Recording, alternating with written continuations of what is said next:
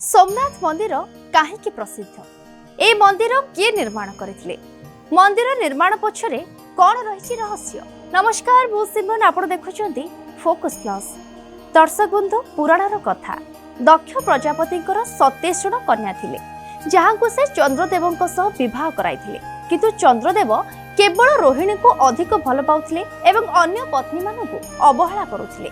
जेतेबेले दक्षको अन्य कन्या माने पितांक निकटरे चंद्रदेवों विषय अभियोग कले दक्ष प्रजापति क्रोधित होई चंद्रदेवों अभिशाप दे कहिथिले जे तुमे तुमर जो तेज को नहीं एते गर्वित तुमर से तेज कमी जीव। ता पूर्वरु चंद्रकर तेज कमिबाकु लागिला। निजर चमक फेरी पाइबा पई चंद्रदेव प्रभास क्षेत्र रे भगवान शिवंकर कठोर तपस्या कले। शिव प्रसन्न होई तांको अभिशाप रु मुक्ति देले। एहा परे चंद्रदेव सेठारे भगवान शिवंकर एक सुना मंदिर निर्माण करथिले।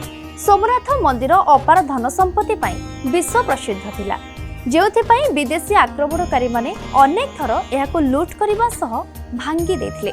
सोमनाथ मंदिर रे थिबा ज्योतिर्लिंग कोनसे समर्थन बिना पवन रे झुली रहिथिला। एहा भारतर 12टी प्रसिद्ध ज्योतिर्लिंग मध्यरु प्रथम।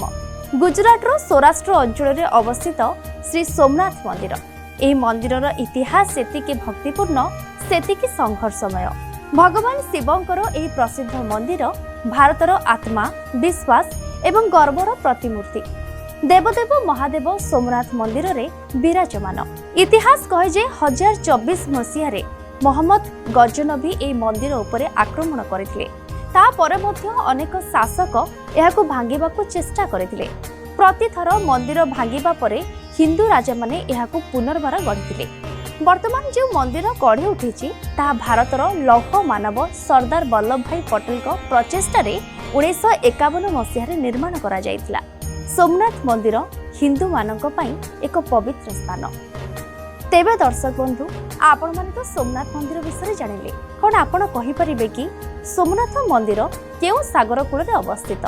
ऑप्शन ए के बंगोपसागर, ऑप्शन 2 अरब सागर, ऑप्शन 3 प्रशांत महासागर, ऑप्शन 4 भारत महासागर। यार उत्तर जदि आपण माने जानि छंती तेबे उत्तरटी कमेंट बॉक्स रे देबा सह एमिति अनेक पौराणिक तथ्य विषय जानिबा पई देखुथांतु फोकस प्लस। रहउछि नमस्कार।